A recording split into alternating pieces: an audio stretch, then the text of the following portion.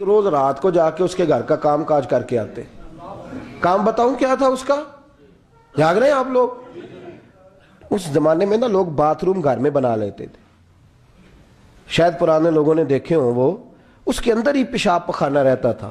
وہ آتے تھے ملازم تو وہ اٹھا کے باہر پھینکا کرتے تھے. وہ بی بی گھر کے اندر پیشاب کرتی, نابینا ہے, وارث کوئی نہیں. تب ابو بکر صدیق آتے, امیر آدمی, اور اس کا وہ پخانہ پیشاب اٹھا کے باہر پھینک کے آتے. پھر اس کے گھڑے میں پانی بھر کے لاتے, پھر اس کے گھر میں جھاڑو دیتے, پھر اس بوڑھی عورت کو کھانا کھلاتے, پھر اس کو خرچہ دیتے, پھر اس کو کہتے کہ فلاں آدمی کی تیرے پڑوسی کی میں نے ڈیوٹی لگا دی ہے, ضرورت ہو تو اس کو کہہ دینا. بڑے زمانہ خدمت کی. ایک دن حضرت عمر فاروق اس بی بی کے دروازے پہ چلے گئے, دستک دی. اس نے کہا کون ہے دروازے کا؟ میں عمر فاروق ہوں, عمر بن خطاب ہوں. پتہ چلا ہے آپ لوارث ہیں, میرا دل کرتا ہے میں آپ کے گھر کا کام کاج کر دیا کروں. تو بی بی کہنے لگی نہیں, ایک بندہ آتا ہے کئی سالوں سے وہ کر رہا ہے, مجھے وہی ٹھیک ہے. ایک آتا ہے بڑے سالوں سے کام کرتا ہے, وہی ٹھیک ہے. تو حضرت عمر کہنے لگے میں نے بھی کام ہی کرنا ہے, کچھ اس سے کرا لیں, کچھ مجھے موقع دے دے نیکی کا. کہنے لگی نہیں وہی ٹھیک ہے. تو فرمانے لگے میرے اندر کیا نقص نظر آیا ہے, اماں جی مجھے بھی ٹائم دیں. تو بی بی کہنے لگی نہیں وہی صحیح ہے. حضرت عمر جذباتی آدمی تھے, جلالی آدمی تھے. کہنے لگے میں نے کہا نہیں مجھے بتاؤ میں کیوں نہیں کر سکتا.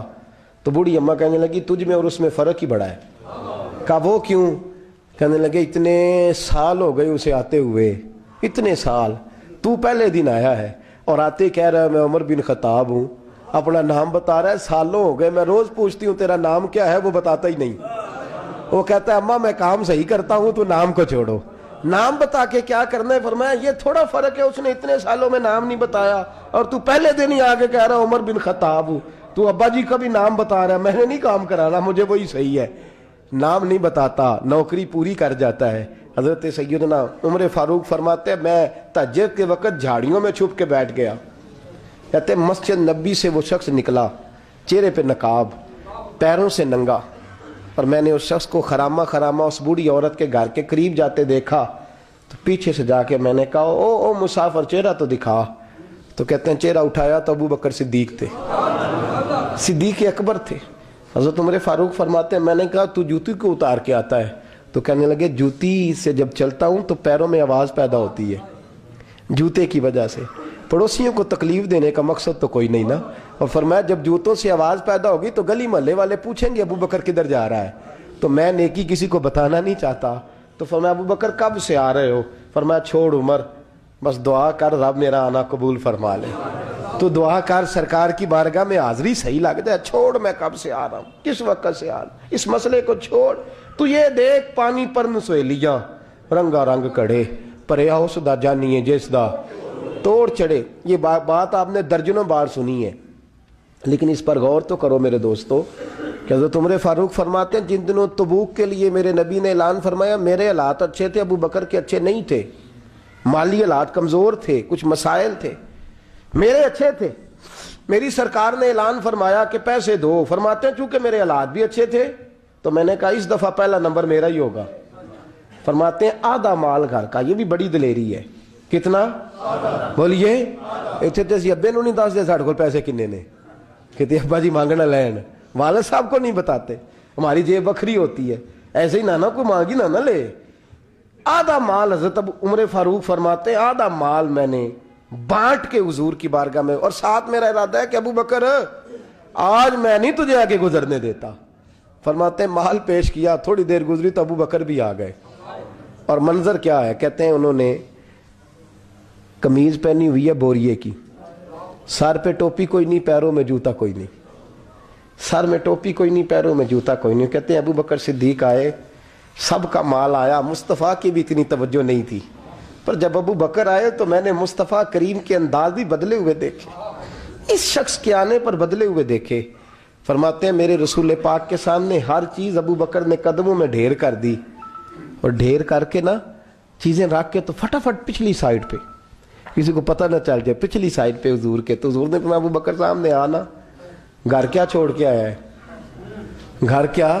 بابا بلے شاہ صاحب کہتے عشق تیاگ دو بھی ایک برابر, پر عشق دا سیک ودھیرا अग ते साड़े कख ते काने, इश्क साड़े तन मेरा, अग दा दारू मींह ते पानी, मैनू दसो इश्क दा दारू केड़ा, बुल्ले शाह ते कुछ नहीं बचदा जिथे इश्क ने लाया डेरा। फरमाया हर चीज पीछे बैठ गए। तो महबूब ने बाजू थाम के आगे किया, फरमाया क्या छोड़ के आया घर। ये इस बात पे बात आपने पहले भी सुनी है, लेकिन इन लफ्जों पे गौर करो। अबू बकर ने ये नहीं कहा हुजूर कुछ भी नहीं, मैं सारा कुछ ले, ये लफ्ज कह ही नहीं। अल्लाह करे हमें इस अकीदे को समझें, इस नजरिए को। ये तिरमिजी और मिशकात दोनों में ये लफ्ज मौजूद है। ये नहीं कहा हुजूर कुछ भी नहीं, सारा कुछ ले आया हूं, ये नहीं फरमाया। हुजूर ने फरमाया अबू बकर क्या छोड़ के आए हो घर। तवज्जो है आपकी? लफ्ज देखें, कहा मा अबकैत अल्लाह व रसूले, या रसूल अल्लाह घर में खुदा को भी छोड़ आया हूं, मोहम्मद मुस्तफा को भी छोड़ आया हूं। ये लफ्ज है सियासता के, मेरे घर में खुदा भी है, खुदा का। हुजूर किधर थे? बोले ना। और वो क्या कह रहे हैं? या रसूल अल्लाह मैं आपको अपने मा अबकैत अल्लाह व रसूले, मैं घर में खुदा छोड़ आया हूं, खुदा का रसूल छोड़ आया हूं। खुदा, इकबाल कहते हैं परवाने को शम्मा, बुलबुल को बूल, बस इस बस को समझना, परवाने को शम्मा, बुलबुल को फूल, बस सिद्दीक के लिए है खुदा का रसूल और बस, सिद्दीक के लिए है खुदा का रसूल और बस। ना इधर ना उधर, ना आगे ना पीछे, ना कोई चीज और चाहिए नहीं। सिद्दीक के लिए खुदा का रसूल और फिर बस, इससे आगे दाएं बाएं किसी चीज की जरूरत है। इकबाल ने कहा तुझसे तुझी को मांग के मैंने मांग ली सारी कायनात। बस हुजूर की जात से आगे पीछे सोच गई नहीं, कभी दाएं बाएं देखा ही नहीं, कभी सोचा ही नहीं, कभी मिजाज ही नहीं गया, कभी मेयार ही नहीं हुआ मेरे नबी पाक सल्लल्लाहु ताला अलैहि वसल्लम ने। और फिर लुत्फ की बात पता क्या है, मजे की बात, यहां सबसे ज्यादा टेंशन पता किस आदमी की होती है? जो कुछ खर्च करता है ना किसी इदारे में, उसकी बड़ी परेशानी, उसको मुनासिब प्रोटोकॉल ना मिले तो बिगड़ जाता है, बिगड़ जाता है। इसलिए मेरे जैसे मौलवी हजरात चौधरी साहिबान के नाम जरा बड़े बना सवार के लेते हैं। वो कई दफा जगह ना मिले मस्जिद में फिर भी बिगड़ जाते हैं, कहते सानू था ही नहीं लभी थोड़ी मसीत। ये बड़ा मुश्किल होता है मरहला, ये प्रोटोकॉल बड़ी मुसीबत है, बड़ा मुश्किल मरहला है। सबसे मुश्किल ये वाला मरहला है। हजरत अबू बकर सिद्दीक, खर्चा सबसे ज्यादा, नौकरी सबसे ज्यादा, ताबेदारी, प्यार, फर्माबरदारी, बैठना सबसे पीछे है, पीछे होके दाएं बाएं, बताना नहीं, जिक्र नहीं करना। ये जो मोहब्बत के अंदर होती है ना, ये रकाबत नहीं होती, ये असल में मोहब्बत की दौड़ होती है। ये हजरत उमर कह रहे हैं ना, मैंने कहा तू आगे गुजर के तो दिखा। ये मोहब्बत की, भाई एक महबूब के ज्यादा मुहिब हो तो उनके अंदर उसको दावत नहीं कहते, समझिएगा बात। ये भी मोहब्बत की फस्ताबिकुल खैरात, अल्लाह खुद कहता है आगे बढ़ो एक दूसरे से। हजरत सैयदना उमर फारूक फरमाते हैं सारी जिंदगी मैंने ये कोशिश की कि अबू बकर से आगे गुजर जाऊं, लेकिन मैं उसने गुजरने नहीं दिया। उसका अंदाज ही बड़ा अनोखा है, इसलिए कि सिद्दीक के लिए है खुदा का रसूल है और बस। आगे पीछे जो जाए ना, एक दिन फजर की नमाज पढ़ी मस्जिद में, मिशकात की हदीस है। तो उमर फारूक फरमाते हैं फजर की नमाज पढ़ के ना, तो नबी पाक सल्लल्लाहु अलैहि वसल्लम ने फरमाया रोजा किसने रखा है भैया आज? और फरमाते मेरा रात को इरादा था रख लूं। ये बुजुर्ग ने पूछा तो मेरे दिल में ख्याल है रख ही लेता तो बेहतर था, नंबर तो लग जाता ना। फरमाते हैं हुजूर ने फरमाया किसने रखा है रोजा? कोई ना बोला। तो सरकार ने फरमाया जो सिर्फ इसलिए चुप है ना कि दूसरों को पता ना चल जाए, वो मैं कह रहा हूं उनसे बोले। हजरत सिद्दीक अकबर ने हाथ खड़ा किया, अर्ज की सोने तेरी मौज है ना, चुप रहने का हुक्म भी तू ही देता है और बताने का हुक्म भी। हुजूर रखा हुआ है रोजा। हजरत सैयदना उमर फारूक कहते हैं मैंने बड़ा घूर के देखा, मैंने कहा लंघन नहीं देंदा भाई, अगे हद हो गई है। खैर कहते हैं थोड़ी देर की फजर की नमाज पढ़ी मस्जिद में, अल्लाह के रसूल ने फरमाया ये बताओ किसी ने आज किसी बीमार की तीमारदारी की है? आज टाइम क्या है? बोले सारे बोलिए, फजर की वक्त किसी ने तीमारदारी की है? तो हज़रत उमर कहते हैं सारे चुप थे, मैं बोल पड़ा, मैंने कहा हुजूर अभी तो फजर हुई है, बस से जाएंगे तो तीमारदारी भी कर लेंगे हुजूर फजर के वक्त। तो नबी पाक मुस्कुरा के फरमाने लगे उमर तू जरा चुप तो कर। कहते मैं खामोश हो गया। तो हुजूर ने फरमाया जो चुप है ना, किसी को पता ना चल जाए वो बोले। तो हजरत अबू बकर सिद्दीक ने हाथ खड़ा किया, अर्ज करने लगे या रसूल अल्लाह صلی اللہ علیہ وسلم 3 دن سے عبد الرحمن ابن عوف نماز پڑھنے نہیں آ رہے تھے مسجد میں. تو آقا میں نے رات کو پتہ کیا تو مجھے پتہ چلا وہ بیمار ہے. رات عشاء کے بعد پتہ کیا تو میں اپنے اس دوست کی عادت کو جانتا ہوں, وہ عشاء کے بعد جلدی سو جاتا ہے لیکن تہجد کے وقت ضرور اٹھتا ہے جتنا مرضی بیمار ہو.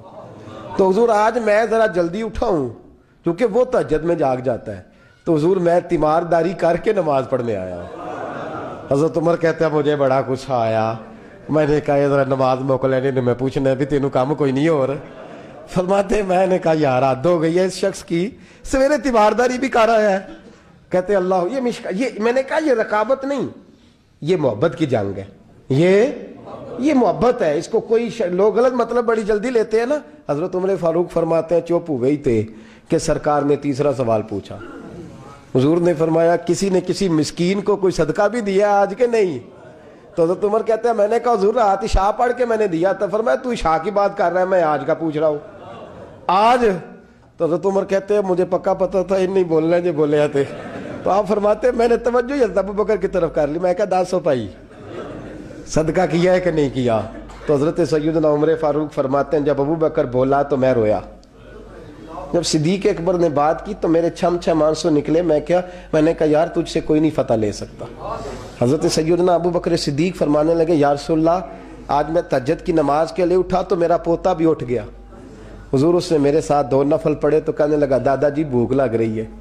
تو میں نے اس کی دادی سے کہا کہ میرے پوتے کو 2 روٹیاں تو پکا دے. اس نے 2 روٹیاں پکائیں, ایک روٹی اس نے کھا لی, بچہ تھا, دوسری ہاتھ میں پکڑ لی. حضور گھر سے باہر نکلے تو ایک مسکین دروازے پہ کھڑا تھا, کہنے لگا رات سے کچھ نہیں کھایا. فرماتے ہیں تازی روٹی پوتے کے ہاتھ سے لے کے مسکین کو دی, پھر میں نے پتہ لیا واپس آیا ہوں. حضرت عمر کہتے ہیں پہلے میں مسکرا رہا تھا, پھر میری چیخ نکلی, میرے رسول پاک کے بھی آنسو آئے. فرمایا ابو بکر پوچھ اس لیے رہا ہوں کہ ابھی جبریل آئے تھے اور وہ کہہ گئے ہیں کہ یا رسول اللہ صلی اللہ علیہ وسلم جنت میں ایک حاجیوں کا دروازہ ہے جس سے صرف حاجی جنت میں جائیں گے, ایک روزے داروں کا دروازہ ہے جس سے روزے دار جنت میں جائیں گے, ایک سخیوں کا دروازہ ہے جس سے سخی جنت میں جائیں گے. یا رسول اللہ ابو بکر صدیق کو رب کا سلام کہہ دیں اور کہے رب فرماتا ہے ابو بکر جب تو جنت کی طرف منہ کرے گا اللہ سارے دروازے کھول